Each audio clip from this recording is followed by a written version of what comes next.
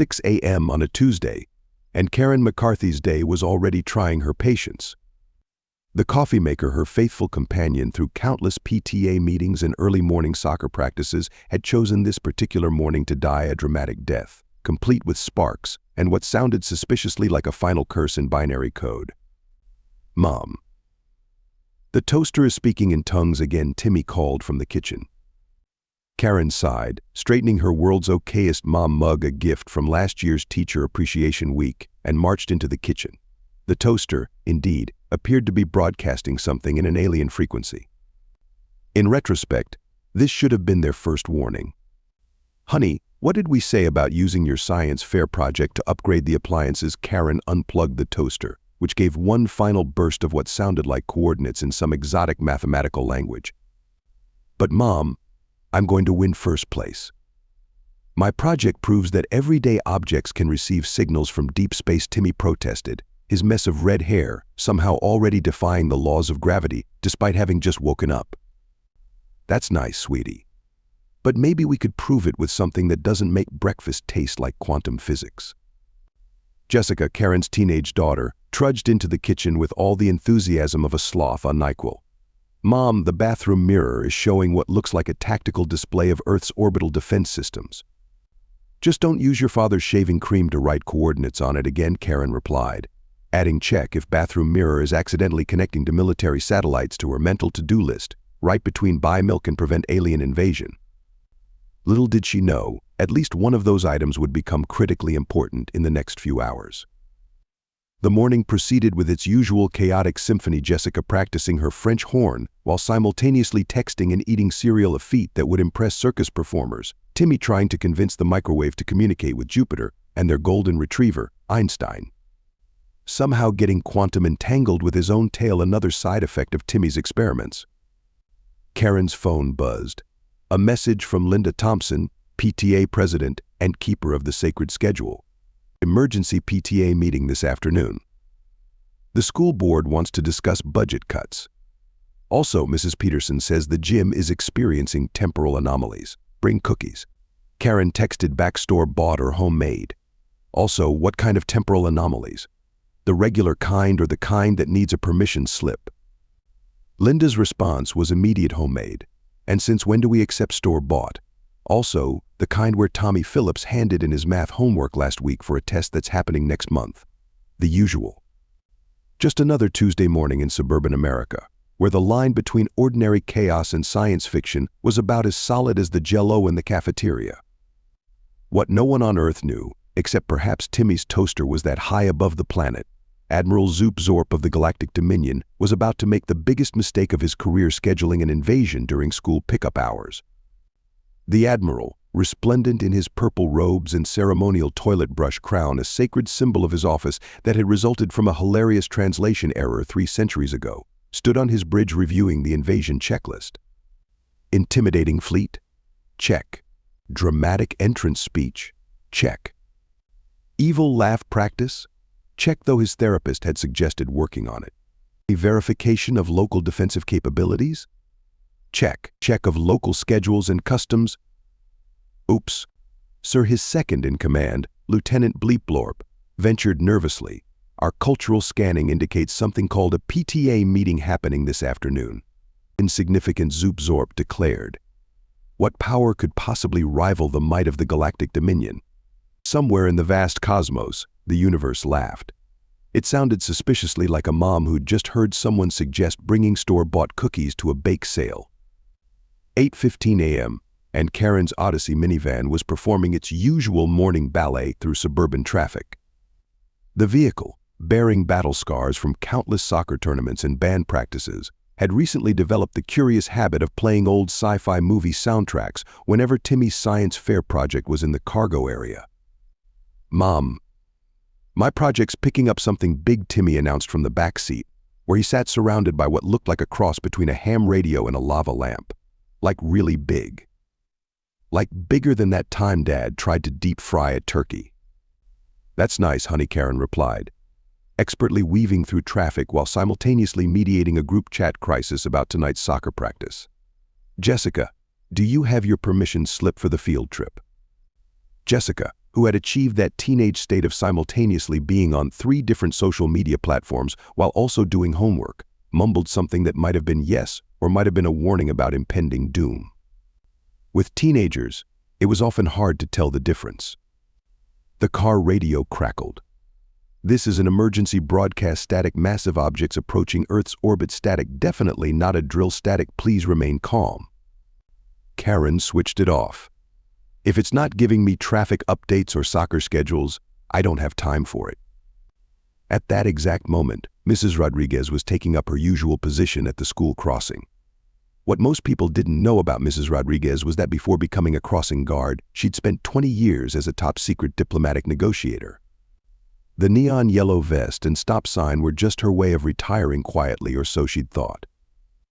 Looking up at the suddenly darkening sky, Mrs. Rodriguez muttered something in Spanish that roughly translated to "not again," and pulled out a device that looked suspiciously like an intergalactic communicator disguised as a whistle. Meanwhile, in the school's main office, Principal Hawkins was dealing with his own crisis. "Mrs. Peterson," he said into the phone, "I understand that your classroom is experiencing temporal displacement, but could you please ensure it doesn't affect standardized testing schedules?" He glanced out the window just as the first massive shadow fell over the school parking lot. "And please ask the quantum anomalies to fill out visitor passes at the front desk. You know the rules." Up in orbit, Admiral Zoop-Zorp was giving his final pre-invasion pep talk. "Today we bring glory to the Dominion. Today we Lieutenant Bleep-Blorp." Why are you making that face? Bleep-Blorp, whose species communicated primarily through interpretive dance and dramatic facial expressions, was performing what appeared to be the universal gesture for "we may have massively miscalculated." Sir Bleep-Blorp said, "Our deep scans are detecting organized resistance." The military? The government? The Planetary Defense Forces? Worse, sir, something called the Parent-Teacher Association. Zoop-Zorp scoffed, his toilet brush crown quivering with derision. How bad could it be? At that precise moment, Linda Thompson was updating the PTA's shared calendar app, adding alien invasion between budget committee meeting and third-grade bake sale. She color-coded it red for urgent and added a note, "Please bring gluten-free options for any alien dignitaries." Back in the Odyssey, Karen's phone buzzed with the calendar update. She glanced at it, sighed, and pulled into the school parking lot. "Timmy, honey, try not to accidentally make first contact with any alien species before show and tell, okay?" Too late, Timmy mumbled, his science project now glowing with an ominous purple light that matched the massive ships appearing in the sky. Karen checked her watch. 8:29 a.m. Still plenty of time before pickup to deal with an alien invasion. As long as they didn't interfere with the carpool schedule, everything would be fine. The universe, which had clearly never met a suburban mom running on caffeine and sheer determination, was about to learn a valuable lesson. The first official contact between humanity and the Galactic Dominion occurred at precisely 8:32 a.m., when a scout ship made the tactical error of materializing in the school's drop-off lane. Mrs. Rodriguez, who had seen far worse during her years managing both third-grade recess and intergalactic peace treaties, simply raised her stop sign higher. The scout ship, confronted with the universal symbol of "not on my watch," actually backed up. "No hovering in the drop-off zone," she declared, her voice carrying the same tone she'd once used to prevent a war in the Andromeda galaxy. "You either drop off or you move along. We have rules." Inside the ship, 2 alien scouts exchanged confused looks. Their invasion manual had no protocol for dealing with a 5'2" crossing guard armed with nothing but a reflective vest and unwavering authority. "But we're here to conquer your planet," one scout transmitted. "And I'm here to maintain orderly drop-off procedures," Mrs. Rodriguez replied. "Guess which one of us has been doing this longer?" Above them, Admiral Zoop-Zorp watched the exchange with growing concern. "Lieutenant Bleep-Blorp, why is that small human in yellow causing our scout ship to retreat?" Bleep-Blorp, who was frantically searching through the cultural database, looked up in horror. "Sir, according to Earth records, she's something called a crossing guard. They're like the peacekeepers of the ancient Rigel system, but with more authority." "Surely you jest." "Sir, our database shows they can stop ground vehicles with a single red octagonal sign. They're basically traffic wizards." Meanwhile, Karen had finished dropping off Timmy, whose science project was now communicating with the alien fleet's navigation system, and Jessica, who hadn't looked up from her phone long enough to notice the invasion. She was about to leave when Linda Thompson's SUV pulled up alongside her. "Emergency PTA meeting in 10 minutes," Linda announced through her window. "Jim's still temporarily displaced, so we're using the cafeteria. The aliens can wait." "Did you send them a meeting request?" Karen asked, already knowing the answer. "Of course. They're marked as tentative, very rude, if you ask me." Up in the mothership, Admiral Zoop-Zorp was staring at his communications display in confusion. "What is this Outlook calendar invite, and why does it keep sending me reminders?" Sir Bleepblorp reported, "We're receiving multiple notifications. The humans appear to be organizing us." "Organizing? We're an invasion fleet." "Yes, sir, but according to this Mrs. Thompson, we're double booked with the budget committee." In the cafeteria, the emergency PTA meeting was getting underway. Janet had already created a spreadsheet titled Alien Invasion Response Action Items and was color-coding invasion scenarios based on their impact on the upcoming Spirit Week. "First order of business," Linda announced, standing at the podium with her legendary getting things done smile. "The aliens are blocking both the soccer field and the band practice area. Solutions." Mrs. Peterson, who had somehow attended the meeting both yesterday and tomorrow thanks to her classroom's temporal issues, raised her hand. "I move that we form a subcommittee to draft a strongly worded letter about proper parking procedures." Second called out 3 moms simultaneously. Back in orbit, the Galactic Dominion's mighty fleet was facing an unexpected crisis. Their communications system was being overwhelmed by meeting invites, sign-up sheets for various committees, and requests for volunteer hours. So a panicked communications officer reported, "They're asking us to bring snacks for something called coffee with the principal. What do we do?" Admiral Zoop-Zorp, who had faced down the deadliest warriors in 12 galaxies, felt a bead of sweat roll down his ceremonial toilet brush crown. "Surely we can ignore these requests." The last alien who failed to bring snacks when it was their turn, Bleepblorp shuddered. "The stories are too horrifying to repeat." The Admiral's command screen suddenly lit up with a new message: "Re-invasion of Earth. Proposed schedule change." The sender was listed as Karen McCarthy, Room Parent Coordinator Certified Chaos Manager. "Put it on screen," Zoop-Zorp ordered, trying to maintain his dignity. The message was brief, but somehow radiated the kind of authority that made even hardened space warriors sit up straight. "Dear Admiral Zoop-Zorp, while we appreciate your interest in conquering our planet, your current timing conflicts with several pre-scheduled activities. Attached, please find 1. Our standard invasion response form. Please fill out in triplicate. 2. The PTA meeting minutes regarding your fleet's parking violations. 3. A sign-up sheet for next week's bake sale. No store-bought items, please. We look forward to discussing this matter further at your earliest convenience, preferably before the 3:15 pickup time." While the PTA mobilized Earth's primary defense force, the Committee for Special Events and Planetary Defense, Timmy McCarthy was having the best science fair day ever. His project, Interdimensional Communication Through Common Kitchen Appliances, was drawing quite a crowd, though admittedly, most of that crowd was composed of confused alien scouts.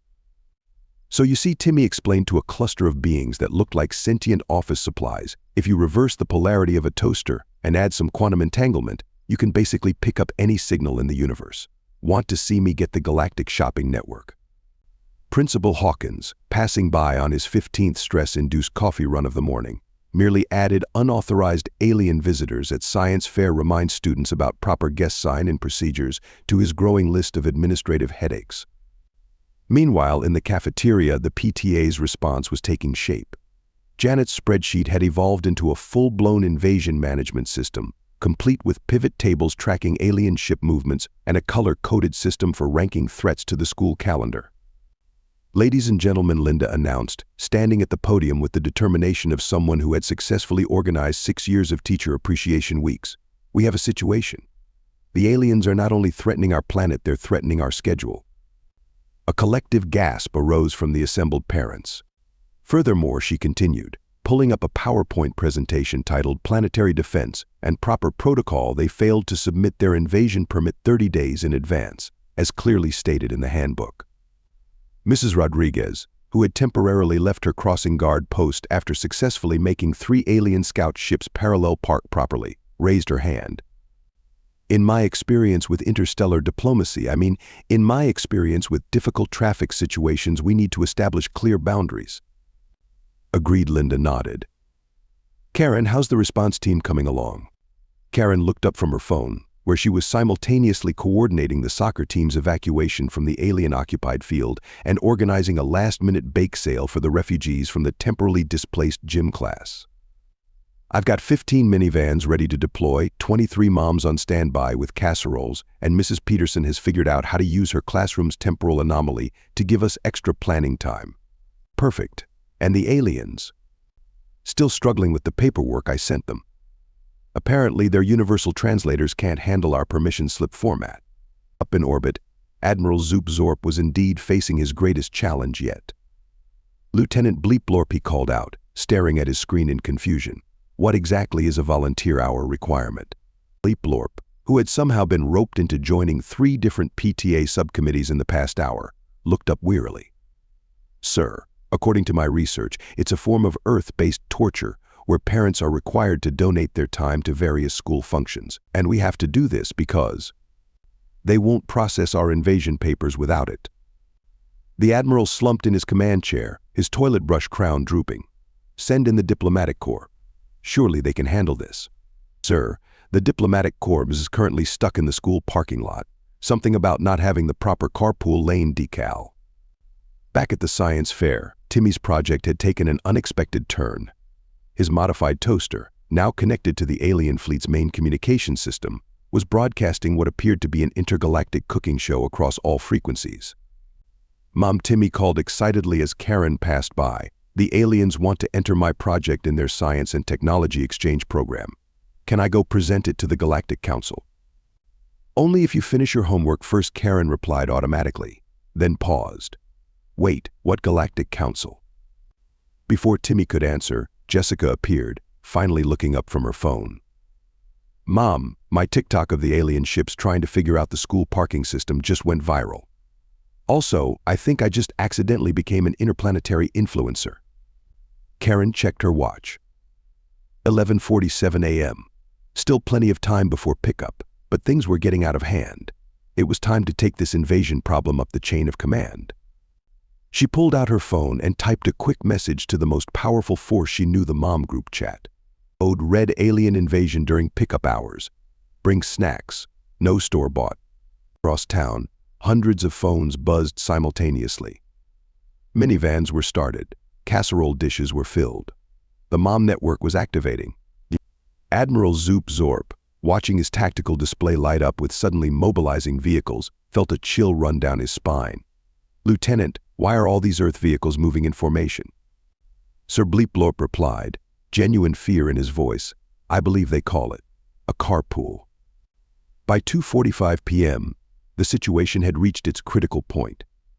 The alien fleet hung in the sky like a massive chrome convention of confused spacecraft, while below, the most organized resistance in Earth's history was taking shape. Linda Thompson's voice crackled over the emergency mom network, all units in position. Remember, hazard lights mean we're serious. Across the city, hundreds of minivans flashed their warning lights in unison. Mrs. Rodriguez, now wearing both her crossing guard vest and what appeared to be medals from 3 different galactic peacekeeping missions, took up her position. Admiral Zoop-Zorp watched in mounting horror as his tactical display filled with moving vehicles, all coordinated through what his analysts could only describe as some kind of mystical group chat system. Sir Bleep-Lorp reported, we're receiving baked goods. Indeed, the fleet's sensors were detecting an incoming barrage of carefully packed containers, each filled with home-baked cookies, brownies, and most terrifyingly Karen McCarthy's legendary 7-layer bars. It's a demonstration of force, the Admiral whispered. They're showing us what real organization looks like. Meanwhile, Timmy's science project had evolved beyond anyone's expectations. The toaster, now interfaced with the alien fleet's main computer, was broadcasting a live feed of the PTA meeting to every ship in the Armada. The sight of Janet's spreadsheets alone had caused 3 alien tactical officers to request immediate retirement. Karen, seeing that the time for subtle diplomacy had passed, activated her minivan's POS system, a modification she'd made after last year's band competition. Admiral Zoop-Zorp, her voice boomed across the invasion zone. "This is your final warning. School pickup begins in exactly 27 minutes. You cannot threaten us," the Admiral's voice crackled back. "We are the Galactic Dominion." "And I'm the coordinator for the third-grade winter concert," Karen replied. "Would you like to compare organizational skills?" In the school parking lot, Mrs. Rodriguez raised her stop sign. The ancient symbol of crossing guard authority began to glow with an otherworldly power.